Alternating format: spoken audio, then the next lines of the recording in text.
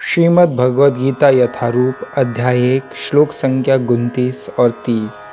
वेपथुश्च शरीरे में रोमहर्षश्च जायते गांडीवं स्रंसते हस्तात् त्वक्चैव परिधयते।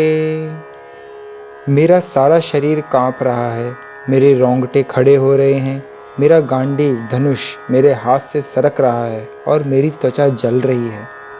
तात्पर्य: शरीर में दो प्रकार का कंपन होता है और रोंगटे भी दो प्रकार से खड़े होते हैं।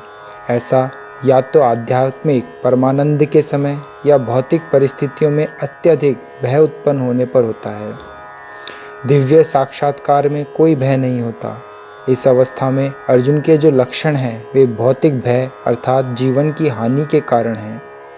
अन्य लक्षणों से भी यह स्पष्ट है, वह इतना अधीर हो गया कि उसका विख्यात धनुष गांडीव उसके हाथों से सरक रहा था और उसकी त्वचा में जलन उत्पन्न हो रही थी। ये सब लक्षण देहात्म बुद्धि से जन्य हैं। न च शक्नोम्यवस्थातुं भ्रमतीव च मे मनः निमित्तानि च पश्यामि विपरीतानि केशव। मैं यहाँ अब और अधिक खड़ा रहने में असमर्थ हूँ। मैं अपने को भूल रहा हूँ और मेरा सिर चकरा रहा है। हे कृष्ण, मुझे तो केवल अमंगल के कारण दिख रहे हैं।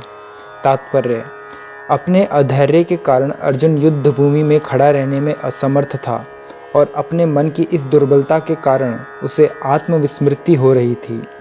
भौतिक वस्तुओं के प्रति अत्यधिक आसक्ति के कारण मनुष्य ऐसे ही मोहमयी स्थिति में पड़ जाता है। भयम द्वितीयाभिनिवेशतः स्यात्।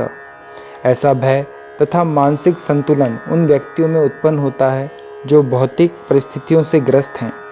अर्जुन को युद्ध भूमि में केवल दुखदायी पराजय की प्रतीति हो रही थी। वह शत्रु पर विजय पाकर भी सुखी नहीं होगा। निमित्तानि विपरीतानि शब्द महत्वपूर्ण हैं। जब मनुष्य को अपनी आशाओं में केवल निराशा दिखती है तो वह सोचता है, मैं यहाँ क्यों हूँ। प्रत्येक प्राणी अपने में तथा अपने स्वार्थ में रुचि रखता है। किसी की भी परमात्मा में रुचि नहीं होती।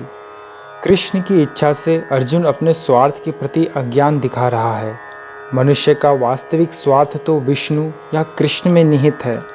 बद्ध जीव इसे भूल जाता है, इसलिए उसे भौतिक कष्ट उठाने पड़ते हैं। अर्जुन ने सोचा कि उसकी विजय केवल उसके शोक का कारण बन सकती है।